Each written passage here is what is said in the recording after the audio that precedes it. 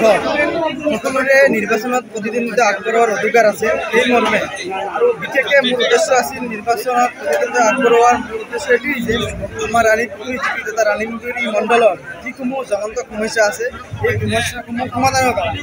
কিন্তু যিহেতুকে আমাৰ এই ৰাণীপুখুৰী জিপি তথা মণ্ডল যিখিনি আমাৰ হিন্দু ধৰ্মাৱলম্বী লোক আছে, গতিকে মই দেখিলোঁ যে আমাৰ কংগ্ৰেছ যিখন দলত মই যোৱা কালিলৈকে আছিলোঁ, কিন্তু আজি মই পদত্যাগ কৰিছোঁ আৰু বিজেপিত যোগদান কৰিছোঁ আৰু মই মনোনয়ন পত্ৰ প্ৰত্যাহাৰ কৰিছোঁ।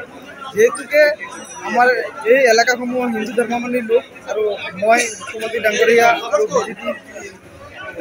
বিজেপি ডাঙৰীয়াৰ কাম কাজত মই আকৃষ্ট হৈ মই বিজেপি দলত যোগদান কৰিছোঁ। কোনোবা হেঁচা দিছে নেকি? হেঁচাৰ কোনো কথা নাই, মই নিজ ইচ্ছাতে মই বিজেপি যোগদান কৰিছোঁ। বিনা প্ৰতিদ্বন্দ্বিতা 4জন জয়ী হ'ল, এইটো বিষয়ে আপুনি কি ক'ব?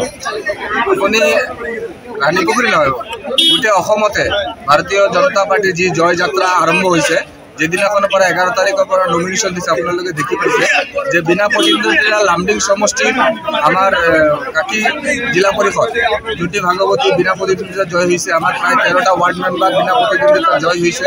আমাৰ আজি ৰাণীপুখুৰী জিলা কাউন্সিলাৰ ৰঞ্জিত বিশ্বাস বিনা প্ৰতিদ্বন্দ্বিতা জয় হৈছে।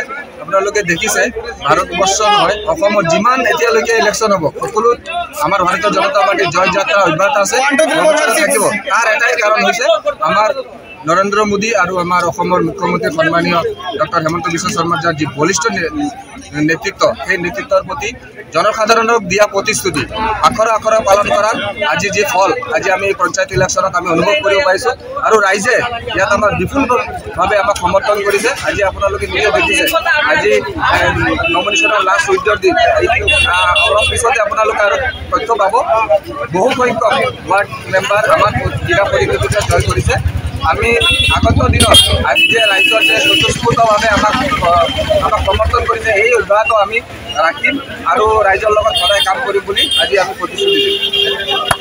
ৰাণীপুখুৰী আপোনালোকৰ গাঁৱত কিমানজন জয়ী হৈছে বিনা প্ৰতিদ্বন্দ্বিতা? আমাৰ ৱাৰ্ড মেম্বাৰটো আমাৰ বিনা প্ৰতিদ্বন্দ্বিতা হৈছে, য'ত আমাৰ কংগ্ৰেছৰ লগত আছিলে। কংগ্ৰেছ আমাৰ বিজেপিৰ যিবিলাক প্ৰাৰ্থী দেখিয়ে তেওঁলোকে অলৰেডি মনোনয়ন পত্ৰ প্ৰত্যাহাৰ কৰিছে।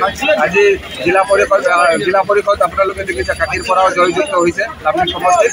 আজি ৰাণীপুখুৰীৰো এপি সদস্য শ্ৰী ৰঞ্জিত বিশ্বাস ডাঙৰীয়া জয়যুক্ত হৈছে।